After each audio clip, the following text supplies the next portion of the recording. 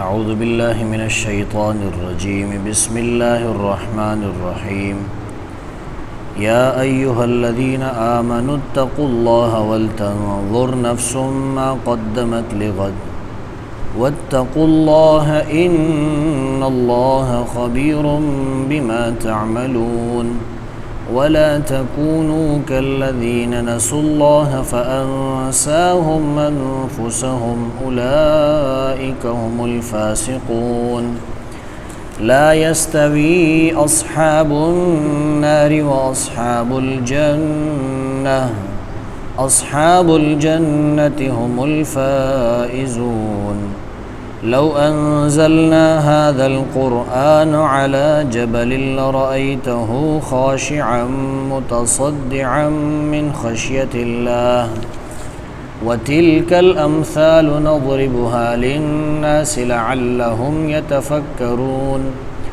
هو الله الذي لا إله إلا هو عالم الغيب والشهادة هو الرحمن الرحيم هو الله الذي لا إله إلا هو الملك القدوس السلام المؤمن المهيمن العزيز الجبار المتكبر سبحان الله عما يشركون هو الله الخالق البارئ المصور له الأسماء الحسنى يسبح له ما في السماوات والأرض وهو العزيز الحكيم۔ یہ جو آیت ہے یا ایھا الذین آمنوا اتقوا اللہ ولتنظر نفس ما قدمت لغد واتقوا اللہ ان اللہ خبیر بما تعملون۔ یا تو یہ خطاب مسلمانوں کو ہے، اہل ایمانوں کو ہے، یا تو یہ خطاب کس کو ہے؟ مسلمانوں کو ہے، اہل ایمان کو ہے، اور اس کا تعلق پہلی والی آیات کے ساتھ یوں ہوگا کہ اللہ فرماتے ہیں کہ جو نافرمان لوگ تھے، منافقین جو تھے نا، منافقین اور یہود، اللہ کے نافرمان لوگ، ان کا ذکر تو تم نے سن لیا، ان کا انجام تو تم نے سن لیا کہ جب انسان نافرمانی کرتا ہے تو نافرمانی کا انجام کیا ہوتا ہے۔ یہاں سے اللہ نے ایمان والوں کو خطاب کیا ہے کہ تم نے اللہ سے ڈرنا ہے اور اس طرح کے اعمال نہیں کرنے ہیں کہ جس طرح کے اعمال منافقین اور یہود کے تھے، ورنہ ان کا انجام بد تم دیکھ چکے ہو دنیا کے اندر بھی۔ اس لیے اہل ایمان کو چاہیے کہ وہ اس طرح کے اعمال سے اپنے آپ کو دور رکھیں اور اپنے آپ کو بچائے رکھیں۔ یہ بات سمجھ میں آ رہی ہے؟ اور یہ بھی ہو سکتا ہے کہ یہ اللہ تعالیٰ نے منافقین کو خطاب کیا ہو، تو اگر یہ منافقین کو خطاب ہو تو پہلے منافقین کا ذکر کیا، یہاں اللہ نے دوبارہ ان کے لیے زجر بیان کیا ہے، ان کو ڈانٹا ہے، اور اس کے ساتھ ساتھ یہ تخویف اخروی بھی ہے، یعنی آخرت کا ڈراوا بھی اس کے اندر کیا ہے؟ موجود ہے۔ اللہ تعالیٰ آخرت کے عذاب کو ذکر کر کے، آخرت کی ہولناکیوں کو ذکر کر کے انسان کو آخرت سے کیا کرتے ہیں؟ ڈراتے ہیں۔ یہ بات سمجھ میں آ رہی ہے؟ تو اگر یہ خطاب جو ہے یہ مسلمانوں کو ہے تو یا ایھا الذین آمنوا کا مطلب بالکل صاف اور واضح ہے کہ اے ایمان والو، تم نے اللہ سے ڈرتے رہنا ہے۔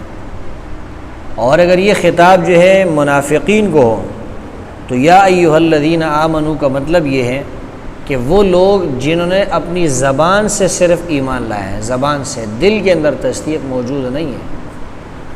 بات سمجھ میں آ رہی ہے؟ عقائد کی جو کتاب ہے شرح العقائد، تو شرح العقائد کے اندر ایمان کی تعریف کی گئی ہے، اور ایمان کی تعریف کے بعد ایمان کے اندر 5 مذاہب بیان کیے گئے ہیں۔ بات سمجھ میں آ رہی ہے؟ ان میں سے ایک مذہب یہ بھی ہے کہ ایمان جو ہے وہ صرف اور صرف تصدیق کا نام ہے۔ صرف اور صرف کس کا نام ہے؟ تصدیق کا نام ہے۔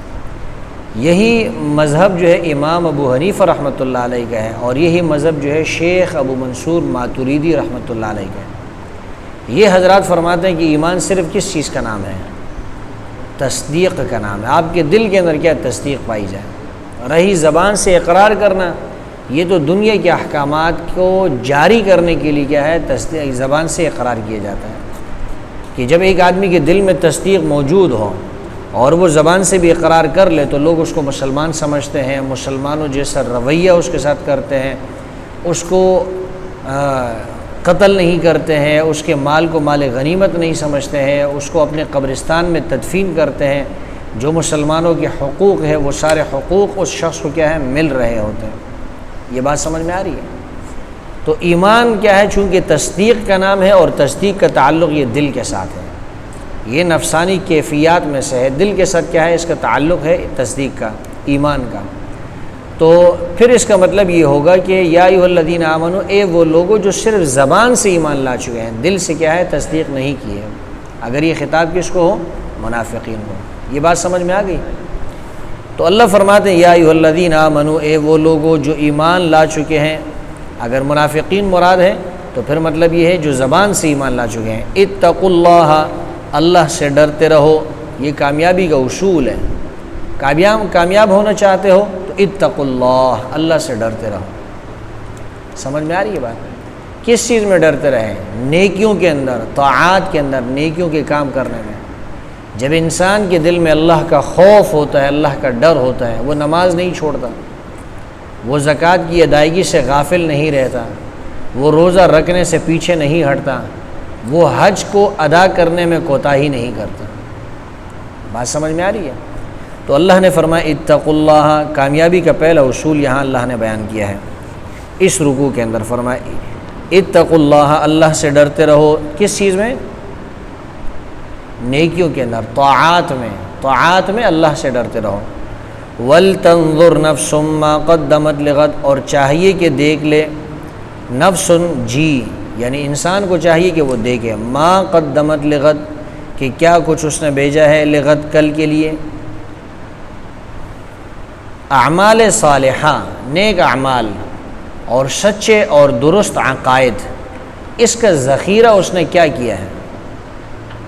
ایک آدمی دنیا کے اندر اس کے نیک اعمال کتنے ہیں اور اس کے صحیح عقائد کون کون سے ہیں جو اس نے آخرت کے لیے کیا ہے، آگے بھیجے ہیں۔ سمجھ میں آ رہی ہے بات؟ وَلْتَنظُرْ نَفْسٌ مَّا قَدَّمَتْ لِغَدٍ، اور چاہیے کہ انسان دیکھ لے جو اس نے بھیجا ہے کل کے لیے، یعنی کون کون سے صحیح عقائد اس نے اپنے دل میں اختیار کیے ہیں اور کون سے ایسے اعمال ہیں جو اس نے کیے ہیں جو قیامت کے دن اس کو کام آئیں گے، کل اس کو کیا ہوں گے، کام آئیں گے۔ سمجھ میں آ رہی بھائی؟ انسان اس پہ غور کرے۔ مقصد کیا ہے؟ اللہ تعالیٰ ترغیب دے رہے ہیں کہ اپنے آخرت کے لیے ذخیرہ کرو۔ دنیا کے اندر کاروباری لوگ کیسے ذخیرہ کرتے ہیں؟ سمجھ میں آ رہی ہے بات؟ بیوپاری جو ہوتے ہیں، آپ نے بھی بکرے کیا جمع کیے ہیں، ابھی کیا سیزن آ رہا ہے قربانی کا، تو قربانی پر اس کو کیا کرو گے، بیچو گے۔ 50-60 ہزار کا تو ایک بکرا چلا جائے گا، تو نفع ہے نا اس میں، ذخیرہ انسان کرتا ہے نا۔ اسی طرح لوگ گندم کا ذخیرہ کر لیتے ہیں، کوئی کس چیز کا ذخیرہ کرتا ہے۔ اللہ فرماتے ہیں نیک اعمال کا بھی ذخیرہ کرو اور درست عقائد کا بھی کیا کرو، ذخیرہ کرو۔ سمجھ میں آ رہی ہے بات؟ واتقوا اللہ، اور اللہ سے ڈرتے رہو۔ پہلے بھی فرمایا اتقوا اللہ، یہاں دوبارہ کیا ہے، اسی کامیابی کا اصول بیان کیا۔ واتقوا اللہ، اور اللہ سے ڈرتے رہو گناہوں کے بارے میں، گناہوں کے اندر، سیئات میں۔ پہلے فرمایا واتقوا اللہ، اللہ سے ڈرو یعنی طاعات میں، نیکیوں میں۔ یہاں فرمایا واتقوا اللہ، اللہ سے ڈرتے رہو یعنی سیئات میں، گناہوں سے بچنے کے اندر۔ اللہ اپنے آپ کو گناہوں سے بچاؤ، گناہ کا ارتکاب کرنے میں اللہ سے ڈرتے رہو۔ اللہ سے کیوں ڈریں؟ وجہ کیا ہے، علت کیا ہے؟ ان اللہ خبیر بما تعملون، اس لیے کہ بے شک اللہ جو ہے خبیر، خبر رکھنے والے ہیں، بما ان کاموں کی، تعملون جو تم کرتے ہو، تم جو اعمال کر رہے ہو، جو کام کر رہے ہو، اللہ کو اس کی کیا ہے، خبر ہے۔ تو جب اللہ کو خبر ہے لہٰذا پھر ڈرنا بھی کس سے چاہیے، اللہ سے چاہیے۔ وَلَا تَكُونُوا كَالَّذِينَ نَسُوا اللَّهَ۔ اچھا، انسان جو ہے نا کیا ہے، غفلت کے اندر پڑ جاتا ہے۔ کس میں پڑ جاتا ہے؟ تو انسان کو اللہ نے ڈانٹا ہے، غفلت میں نہیں پڑنا ہے۔ اللہ نے تنبیہ کی ہے، زجر کی ہے، غفلت میں نہیں پڑنا۔ وَلَا تَكُونُوا كَالَّذِينَ نَسُوا اللَّهَ، اور مت ہونا ان لوگوں کی طرح، نسوا اللہ جو اللہ کو بھول گئے، ان لوگوں کی طرح نہیں ہونا جنہوں نے اللہ کو کیا کر لیا ہے، اللہ کو بلا دیا ہے، اللہ کو بھول گئے ہیں، ان لوگوں کی طرح ہونا نہیں ہے، کیونکہ جب انسان اللہ کو بھول جائے نا تو پھر اس کا نقصان ہوتا ہے۔ فَأَنْسَاهُمْ أَنفُسَهُمْ، جب آپ اللہ کو بھول جاؤ گے اس کا نتیجہ کیا ہوگا، ثمرہ کیا ہوگا؟ فَأَنْسَاهُمْ، پس اللہ نے بلا دیے ان کو، انفسہم، ان کے جی، اللہ نے ان کی نفوس، ان کی جانیں ان کو کیا بلا دیے۔ کیا مطلب؟ جب انسان اللہ کو بھول جائے اور اللہ کو یاد نہ کرے، اللہ کا ذکر نہ کرے، عبادات کے اندر طاعات میں مشغول نہ ہو، تو پھر اللہ تعالیٰ اپنی مہربانی اس کے اوپر چھوڑ دیتا ہے، اپنا فضل اور اپنی رحمت اس کے اوپر اللہ تعالیٰ نہیں کرتے ہیں۔ لوگ سمجھتے ہیں کہ جی ہم نے تو اللہ کو بھی بھول گئے ہیں اور ہمارے پاس مال بھی ہے، دولت ہے، تو مال اور دولت یہ اللہ تعالیٰ کی رحمت اور مہربانی نہیں ہے۔ کتنے مال اور دولت والے ہیں جو پریشان ہوتے ہیں، ہاں کتنے ایسے بھی مال والے ہیں کہ جن کو اللہ نے مال بھی دیا ہے، سکون بھی دیا ہے دین کی وجہ سے۔ ما احسن الدین والدنیا اذا اجتمع، دین اور دنیا بہت ہی اچھے ہیں جب یہ دونوں کیا ہیں، جمع ہو جائیں۔ کیا خوب ہے دین اور دنیا اذا اجتمع، جب یہ دونوں کیا ہو جائیں، جمع ہو جائیں۔ تو اگر ایک آدمی کو اللہ نے دین بھی دیا ہے اور دنیا بھی دی ہے، دیندار بھی ہے اور مالدار بھی ہیں، تو یہ تو بہت اچھی بات ہے، نور علی نور ہے۔ اللہ نے فرمایا ولا تکونوا، نہ ہونا ان لوگوں کی طرح نسوا اللہ، جو اللہ کو بھول گئے، فانساہم انفسہم، پس بلا دیے اللہ نے ان کو ان کی جی، اولئک هم الفاسقون، نتیجہ کیا نکلا؟ یہی لوگ جو ہے کیا ہے، فاسق ہیں۔ جو انسان اللہ کو بھول جائے، اللہ فرماتے ہیں یہ اللہ کی اطاعت سے باہر ہے، فسق کہتے ہیں اللہ کی اطاعت سے نکلنے کو۔ لا یستوی اصحاب النار و اصحاب الجنہ، ایک ہے دوزخی لوگ اور ایک ہے جنتی لوگ، بہشت والے ہیں۔ اصحاب الجنہ بہشت والے، اصحاب النار دوزخ والے۔ یہ اصحاب النار وہی لوگ ہیں نا جو اللہ کو کیا بھول گئے ہیں، اور یہ اصحاب الجنہ جو ہے یہ وہ ہے جن کو اللہ نے فرمایا اتقوا اللہ، جو اللہ سے ڈرنے والے ہیں وہ اصحاب الجنہ ہے، وہ صاحب بہشت ہے، بہشت والے ہیں، جنت والے ہیں، اور جو اللہ کو بھول گئے تو وہ اصحاب النار ہے۔ اللہ نے فرمایا لا یستوی، اللہ فرماتے ان لوگوں کی طرح نہ ہونا جو اللہ کو بھول گئے۔ کیوں؟ اس کی وجہ کیا ہے؟ اس لیے کہ لا یستوی اصحاب النار، اس لیے کہ برابر نہیں ہے دوزخ والے واصحاب الجنہ اور جنت والے، بہشت والے، دوزخی اور جنتی یہ دونوں برابر نہیں ہیں۔ کیا ہیں؟ اصحاب الجنت هم الفائزون، بلکہ جنتی لوگ جو ہے وہی لوگ کامیاب ہیں۔ جنتی لوگ کیا ہیں؟ وہی کامیاب ہیں۔ لہٰذا تم کو اہل جنت میں سے بننا چاہیے۔ کس میں سے بننا چاہیے؟ اہل جنت میں سے بننا چاہیے۔ اور اہل جنت کا جو راستہ ہے وہ کیا ہے؟ وہ قرآن ہے۔ اہل جنت وہ قرآن پہ عمل کرتے ہیں۔ آگے اللہ نے عظمت قرآن کا ذکر کیا ہے، لو انزلنا هذا القرآن على جبل لرأيته، یہ عظمت قرآن کا بیان ہے۔ کس کا بیان ہے؟ عظمت قرآن کا بیان ہے۔ یعنی قرآن جو ہے نا کیا ہے، اس کے ذریعے سے آپ جنت کو حاصل کر سکتے ہیں۔ قرآن کے ذریعے، قرآن ایسی عظیم الشان کتاب ہے، اگر آپ نے اس عظیم الشان کتاب پہ عمل کیا، یہ آپ کو جنت لے کے جائے گی۔ یہ کتاب سمجھ میں آ رہی ہے؟ اور اس کے اندر یہاں اللہ تعالیٰ نے آپ کو قرآن میں تدبر کرنے کا اور قرآن میں سوچنے کا، تأمل کرنے کا، غور اور فکر کرنے کی ترغیب بھی دی ہے۔ قرآن میں غور اور فکر کرو، یہ لا ریب کتاب ہے، لا شک کتاب ہے، اس میں غور اور فکر انسان کو کرنا چاہیے۔ اللہ کی ہدایت کے لیے اللہ نے بھیجا ہے۔ کبھی ہم نے یہ سوچا کہ اللہ نے قرآن ہمارے پاس بھیجا ہے، یہ اللہ کی طرف سے ایک میسج ہے، ایک خط ہے، ایک پیغام ہے، اس میں اللہ نے کیا لکھا ہے؟ کتنے لوگ ہم میں سے ایسے ہیں کہ وہ تو اس کو سمجھنا کبھی انہوں نے سوچا ہی نہیں کہ ہم قرآن کو سمجھیں گے، اس میں اللہ نے کیا بیان کیا، نہیں سمجھتے ہیں۔ محبوبہ کا میسج آ جائے، ایک خط آ جائے تو ہم اس کو بار بار پڑھتے ہیں، لوگوں کو دکھاتے ہیں کہ دیکھو محبوبہ کا خط آیا ہے، اور محبوب رب العالمین کا خط آیا ہے، اس کا پیغام آیا ہے، ہم اس کو کھولتے نہیں ہیں۔ پہلے لوگ تلاوت کرتے تھے، اب لوگوں نے تلاوتیں بھی چھوڑ دی جب سے موبائل آئے ہیں، سمجھنا تو دور کی بات ہے۔ تو فرمایا لو انزلنا هذا القرآن، اگر ہم اتارتے اس قرآن کو، علی جبل، کسی پہاڑ کے اوپر، کسی پہاڑ کے اوپر ڈال دیتے، یعنی اس کو شہوت والے مادے سے کیا خالی کر کے پہاڑ کے اوپر ہم کیا ڈال دیتے اس قرآن کو، اس قرآن کو نازل کرتے کس کے اوپر؟ کسی پہاڑ کے اوپر نازل کرتے۔ لرأیتہ خاشعا متصدعا، تو آپ دیکھتے اس کو خاشعا، دبنے والا۔ اللہ تعالیٰ اتنا عظیم ہے کہ اللہ تعالیٰ کی عظمت کی وجہ سے، اس کلام کے نازل ہونے کی وجہ سے جس پہاڑ پر ہم اس کو اتارتے وہ پہاڑ کیا دب جاتا، متصدعاً پھٹنے والا، من خشیت اللہ اللہ کے ڈر کی وجہ سے۔ اگر اس قرآن کو ہم نازل کرتے کسی پہاڑ کے اوپر تو پہاڑ کو بھی آپ دیکھتے کہ وہ اللہ کے ڈر کی وجہ سے کیا دبنے والا اور پھٹنے والا ہوتا۔ قرآن اتنا عظیم کیا ہے، اتنی عظیم الشان کتاب ہے۔ جب قرآن عظیم الشان ہے تو جو نازل کرنے والا ہے، جس کا یہ کلام ہے، وہ بھی کیا ہے، وہ بھی بہت عظیم الشان ہے۔ اب پہاڑ کے بارے میں اللہ نے یہ فرمایا کہ اس کے اندر تو دبنے کی کیا ہے، پھٹنے کی صلاحیت موجود ہے اللہ کے ڈر کی وجہ سے، لیکن انسان کو اللہ نے قرآن دیا، نہ انسان کیا ہے دبتا ہے، نہ عاجزی اختیار کرتا ہے، نہ خشوع اختیار کرتا ہے۔ میں سب کی بات نہیں کر رہا ہوں، ایک اصول بیان کر رہا ہوں کہ انسان کو اللہ نے کتاب دی، قرآن کو اللہ نے نازل کیا انسان کے اوپر، لیکن یہ انسان کیا کرتا ہے، انسان قرآن سے عبرت حاصل نہیں کرتا ہے، یہ کبھی روتا نہیں ہے قرآن کو پڑھ کے، اس کی تلاوت کر کے عبرت حاصل نہیں کرتا ہے۔ لیکن پہاڑ کے اندر اللہ نے یہ صلاحیت رکھی ہے کہ اگر اس پر اللہ قرآن کو نازل کرتا وہ دب جاتا اور وہ کیا پھٹ جاتا اللہ کے ڈر کی وجہ سے۔ وَتِلْكَ الْأَمْثَالُ، اور یہ جو مثالیں ہیں اور یہ جو عجیب قسم کے مضامین ہیں اس کی حکمت بیان کر رہے ہیں۔ مثال اللہ کیوں بیان کرتے اس کی حکمت؟ وَتِلْكَ الْأَمْثَالُ، اور یہ جو عجیب مضامین ہیں، یہ جو مثالیں ہیں، نَضْرِبُهَا لِلنَّاسِ، یہ ہم بیان کرتے ہیں لوگوں کے فائدے کے لیے، لَعَلَّهُمْ يَتَفَكَّرُونَ، تاکہ لوگ غور اور فکر کریں۔ میں نے آپ کو بتایا نا اللہ نے قرآن میں غور اور فکر کی ترغیب دی ہے۔ اللہ فرماتے ہیں دیکھو تو صحیح نا، اگر ہم پہاڑ کے اوپر نازل کرتے پہاڑ دب جاتا، پہاڑ جو ہے کہ وہ ڈر جاتا اللہ کی کیا ہے عظمت کی وجہ سے، اس کے اندر خوف پیدا ہوتا ہے، خشیت پیدا ہوتی ہے۔ انسان تو بھی تو غور کر، قرآن ہم نے تجھ پر نازل کیا ہے، تیری طرف ہم نے قرآن کو بھیجا ہے، لیکن تو اس میں غور اور فکر ہی نہیں کرتا، تو اللہ سے ڈرتا ہی نہیں ہے۔ هو اللہ الذی لا الہ الا هو، سورت کے آخر میں اللہ تعالیٰ نے توحید کو پھر ذکر کیا ہے، اور یہ کیا ہے دعوی توحید بھی ہے، یہاں اللہ تعالیٰ اس کو کیا پھر ذکر کر رہے ہیں۔ اچھا، اس سے پہلی والی آیت میں اللہ تعالیٰ نے قرآن کریم کا ذکر کیا اور قرآن کی عظمت کو ذکر کیا۔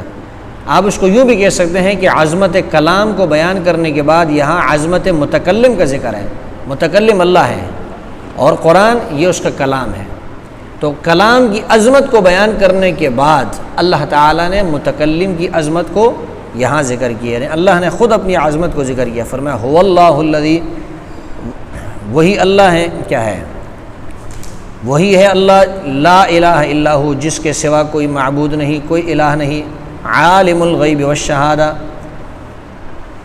وہ معبود کیوں ہے، الہ کیوں ہے، عبادت کے لائق کیوں ہے، اس کی علت بیان کر رہے ہیں۔ عالم الغیب والشہادہ، اس لیے کہ وہی جو ہے عالم الغیب ہے، وہی پوشیدہ اور سامنے والی چیزوں کو جاننے والا ہے۔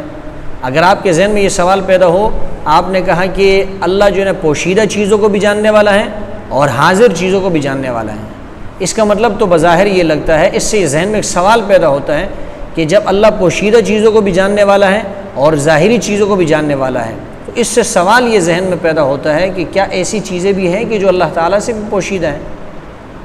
اس سے تو ذہن میں کیا سوال پیدا ہوتا ہے کہ بعض چیزیں ایسی ہو سکتی ہے کہ جو اللہ سے بھی کیا ہوگی، پوشیدہ ہوگی۔ آپ نے جب کہا، خود اللہ فرماتے ہیں کہ اللہ حاضر چیزوں کو بھی جانتا ہے، پوشیدہ چیزوں کو بھی جانتا ہے، اس کا مطلب یہ ہوا کہ کچھ چیزیں اللہ سے بھی کیا ہیں، پوشیدہ ہے۔ جواب یہ ہے کہ یہ جو فرمایا کہ عالم الغیب ہے، پوشیدہ چیزوں کو بھی جاننے والا، یہ ہمارے اعتبار سے ہے کہ بہت ساری چیزیں ہم سے کیا ہیں، پوشیدہ ہے، اللہ سے کوئی چیز پوشیدہ نہیں ہے۔ هو الرحمن، وہ بڑا مہربان ہے، الرحیم، نہایت رحم کرنے والا ہے۔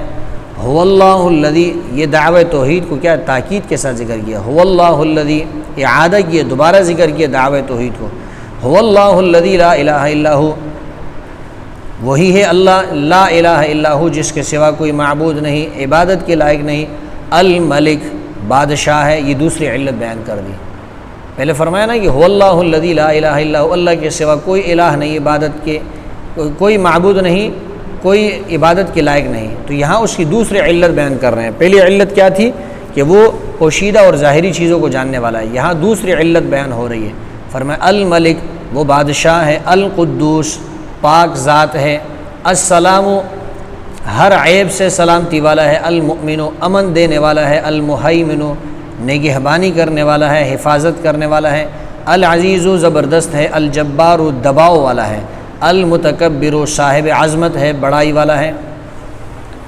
القدوس السلام۔ القدوس کا مطلب یہ ہے کہ ماضی کے اندر گزرے ہوئے زمانے میں اور موجودہ زمانے میں کیا ہے، وہ پاک ذات ہے۔ السلام آنے والے زمانے میں کیا ہے، ہر عیب سے کیا ہے، پاک ہے۔ یعنی ماضی ہو، حاضر ہو، استقبال ہو، ہر زمانے کے اندر وہ کیا ہے، عیوب سے اور کیا ہے، نقائص سے کیا ہے، نقصانات سے پاک ذات ہے۔ المؤمن امن دینے والا ہے۔ کیا مطلب امن دینے والا ہے؟ امن دینے والا ہے یعنی جو مصائب ابھی آنے والے ہیں، جو آفات آنے والی ہے، ان کو آنے نہیں دیتا۔ المؤمن کا مطلب کیا ہے، آنے والی مصیبتوں کو روک دیتا ہے، ان کو آنے ہی نہیں دیتا۔ المہیمن نگہبانی کرنے والا ہے، مطلب یہ ہے جو آئی ہوئی مصیبت ہے اس کو ہٹا دیتا ہے۔ جو مصیبت آ چکی ہے، سر کے اوپر آ گئی ہے، مسلط ہو گئی، اس مصیبت کو ہٹا دیتا ہے۔ المؤمن المہیمن دونوں میں فرق یہ ہے کہ المؤمن مصیبت کو آنے نہیں دیتا، امن دینے والا ہے۔ المہیمن حفاظت کرنے والا ہے، یعنی آئی ہوئی مصیبت کو ہٹا دیتا ہے۔ العزیز زبردست ہے، الجبار دباؤ والا ہے، المتکبر بڑائی والا ہے۔ بڑائی صرف کس کے لیے سزاوار ہے، کس کے لائق ہے؟ صرف اللہ تعالیٰ کو کیا ہے، لائق ہے۔ مقصد یہ ہے کہ اللہ تعالیٰ کیا ہے، ہر خرابی کو درست کرنے والا ہے، طاقتور ہے، دباؤ والا ہے، ہر خرابی کو درست کر دیتا ہے۔ نتیجہ کیا نکلا اس کا؟ فرمایا سبحان اللہ عما یشرکون۔ ان صفات کا نتیجہ یہ نکلا کہ سبحان اللہ، پاک ہے اللہ، عما یشرکون، ان باتوں سے جو یہ لوگ اللہ کے ساتھ شرک کرتے ہیں، جو اللہ کے ساتھ شریک ٹھہراتے ہیں نا معبودوں کو، ان سے اللہ تعالیٰ کیا ہے، پاک ہے۔ هو اللہ الخالق البارئ المصور له الاسماء الحسنى۔ هو اللہ الخالق، وہی ہے اللہ الخالق جو پیدا کرنے والا ہے، البارئ ٹھیک ٹھیک بنانے والا ہے، المصور ہر چیز کو حکمت کے مطابق صورت دینے والا ہے۔ نہیں سمجھ میں آ رہی بات؟ الخالق پیدا کرنے والا ہے، البارئ نکالنے والا ہے، المصور تصویر کھینچنے والا ہے، تصویر بنانے والا ہے۔ سمجھ میں آ رہی بات؟ یہاں پیدائش کے 3 مرتبے اللہ نے ذکر کیے، نمبر 1 الخالق، نمبر 2 البارئ، نمبر 3 المصور۔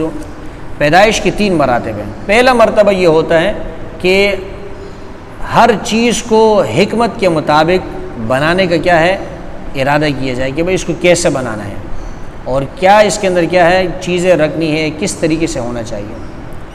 دوسرا مرتبہ یہ ہوتا ہے کہ آپ اس کو عدم سے وجود میں لے کر آئیں، اس کو البارئ سے کیا ہے اللہ نے تعبیر کیا۔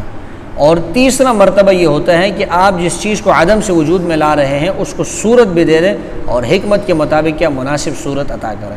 تو یہ پیدائش کے 3 مرتبے ہوں گے۔ لہ الاسماء الحسنى، یہ اللہ کے نام بیان ہو گئے نا، اللہ کی صفات بیان ہوئے نا، تو اللہ نے فرمایا کون کون سے نام شمار کرو گے؟ خلاصہ یہ ہے کہ اللہ کے سارے نام اچھے ہیں۔ کون کون سے نام شمار کرو گے؟ لہ الاسماء الحسنى، اس کے لیے نام ہے اچھے اچھے، سارے نام اس کے کیا ہیں، اچھے ہیں۔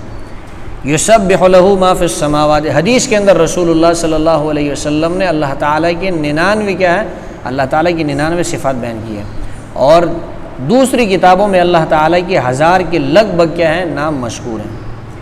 یسبح لہ ما فی السماوات والارض، اچھا یہی مضمون اللہ نے سورت کی شروع میں بیان کیا تھا، لیکن وہاں تھا سبح للہ، ماضی کا صیغہ تھا، یہاں مضارع کا صیغہ ہے، آئندہ کا صیغہ ہے، آنے والے زمانے کا صیغہ ہے۔ مطلب یہ کہ ماضی میں بھی پاکی بیان کی جاتی ہے، اللہ کی بیان کی جاتی رہی، اور آنے والے زمانے میں بھی اللہ تعالیٰ کی پاکی بیان کی جائے گی۔ یسبح لہ، پاکی بیان کرتی ہے اللہ کی، ما ہر وہ چیز فی السماوات والارض، جو آسمانوں میں ہے اور جو زمین میں ہے، چاہے زبان قول سے ہو یا زبان حال سے ہو، زبان قول یا زبان حال سے، قولاً ہو یا حالاً ہو۔ سمجھ میں آ رہی بات؟ زبان قال ہو یا زبان حال ہو۔ یسبح لہ ما فی السماوات والارض، ہر چیز اس کی کیا ہے، تسبیح بیان کرتی ہے، پاکی بیان کرتی ہے اس کی، ہر وہ چیز جو آسمانوں میں ہے، والارض اور زمین میں ہے۔ وہو العزیز الحکیم، کیوں بیان کرتی ہے اس کی تسبیح؟ اس لیے کہ وہ زبردست ہے، الحکیم حکمتوں والا ہے۔ اس صورت کے اندر بھی اللہ تعالیٰ نے کیا ہے، منافقین کے لیے زیادہ تر زجر بیان کیے ہیں، اور دعوی توحید کا اللہ نے دوبارہ ذکر کیا، اور اسی طرح اللہ تعالیٰ نے مال فی کی تقسیم کو بیان کیا کہ بھئی مال فی کہتے کس کو ہے، مال فی کی تقسیم کا طریقہ کار کیا ہے، اور اس کے مستحقین کیا ہے، یہاں اللہ تعالیٰ نے یہ مضامین ذکر کیے۔